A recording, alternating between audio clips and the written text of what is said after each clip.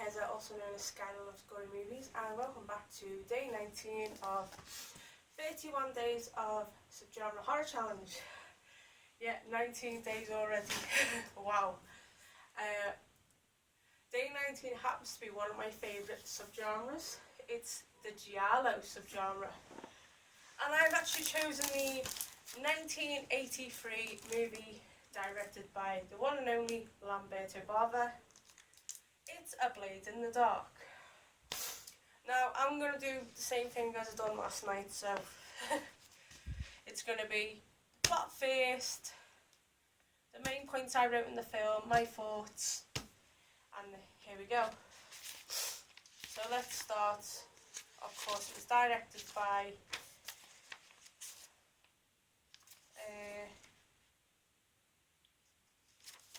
Lamberto Bava, starring Andrea Occhipinti as Bruno, Michelle Servi as Tony Redina, Linda Laura Nadzinski as Julia, Fabiola Toledo as Angela, Annie Papa as Sandra, Stanko Molnar as Giovanni, and Valerina Cavalli as Katia. So, basically, the plot of the film is Bruno is a composer and he becomes involved in a series of murder of tenants who live in this villa. In a horror film, Bruno is doing the score. I'll tell you about the score in a minute. Is scoring a young child taunted by cruel bullies, descends into a dark cellar after a bouncing tennis ball.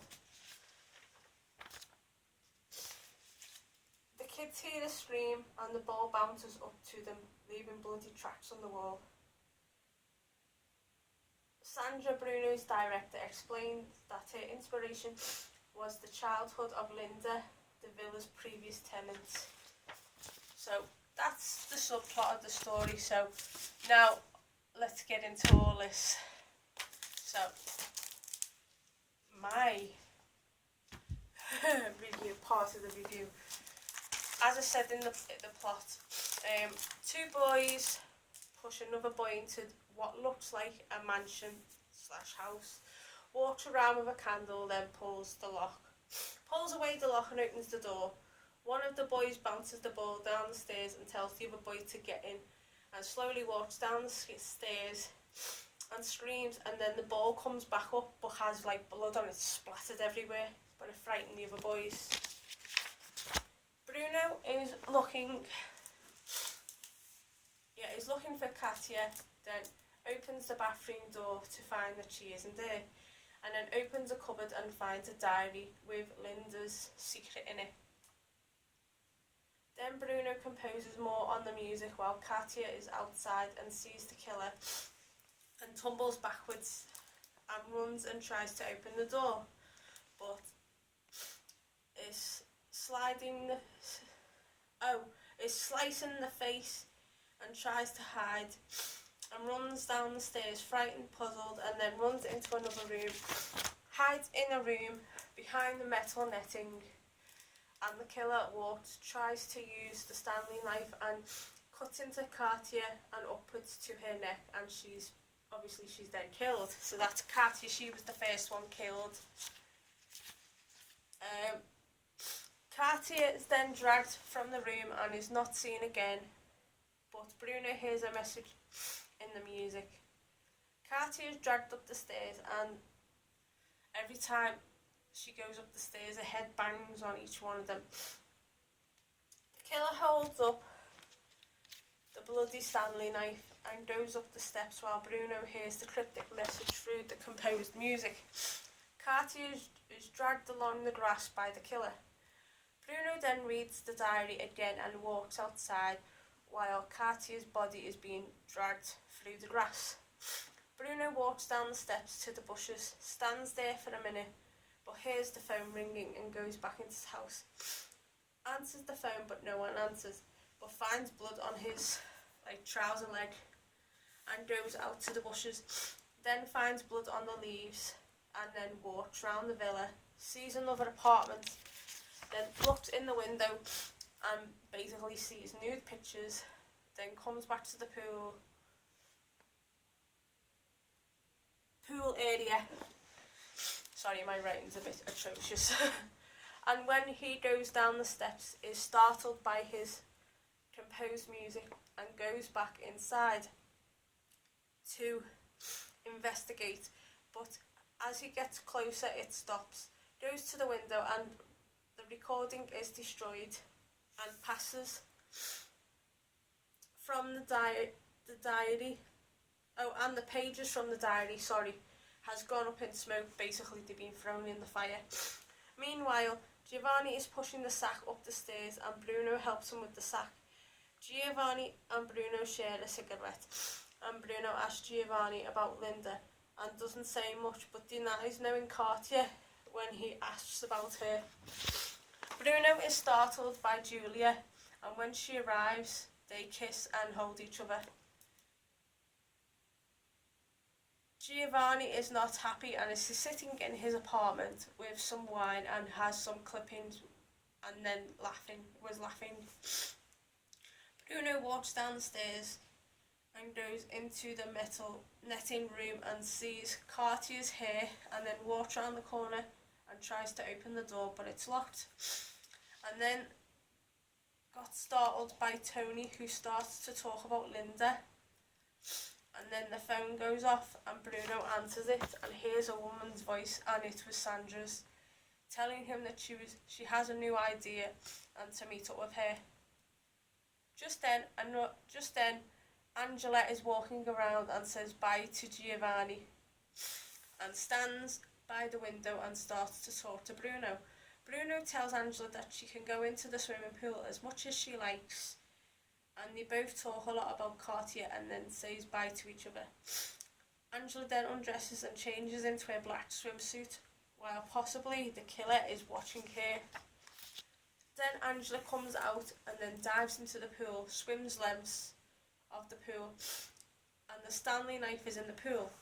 Angela then swims under the water and retrieves the Stanley knife out of the water and stares at it on the side, then walks away and dries herself off, picks up the Stanley knife and puts it in her bag, and walks away into the house and runs up the stairs, while someone grabs a knife and creeps up the stairs with blade in hand, and Angela is washing the chlorine out of her hair and grabs for the shampoo and puts it into her hair, and then gets stabbed in the hand, and then wraps the shower curtain. The killer wraps the shower curtain around her neck to suffocate her and cuts the knife from her hand and kills her.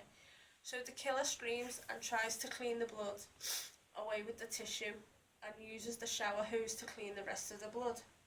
Bruno then is back at home and then composing the music yet again, and sees the knife in the kitchen, places it back, tries to run a bath, but there's something wrong with the plug, and sees 2 teeth and blood splatter and a nail file to try and take the blood off, but can't. So goes out of the room and back into the kitchen and puts the knife into the knife hole in the bathroom. Then looks in the cupboard, and then it's in the sink, and gets a torch and goes downstairs and looks around downstairs. Then goes to the locked door to find it locked again, but finds a tissue with blood on it under the door, and records a audio as he thinks something hellish is going to happen to him. So he carries on speaking, thinking that both Angela and Cartier are murdered. Suddenly, the door goes, opens it, and it's Sandra. At the door, they talk about the murders, and she wants him to go to the police, but obviously they're too scared to go. But then the locked door happens to have, like, they think that if they open the door, they'll see the bodies. So basically, they go and check.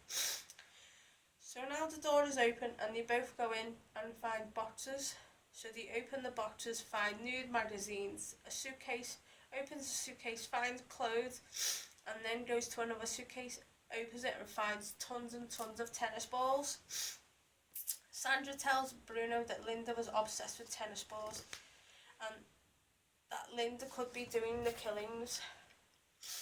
Then they hear a noise in the house upstairs, in the studio, and the knife is in the studio. Takes the knife. Now what we think it's the killer that's roaming around the house with the knife. Bruno and Sandra slowly go back up the stairs. Someone is coming down the stairs with the knife and is hiding in the bathroom. While Bruno and Sandra come up the stairs, Bruno goes on ahead while Sandra hides behind the door.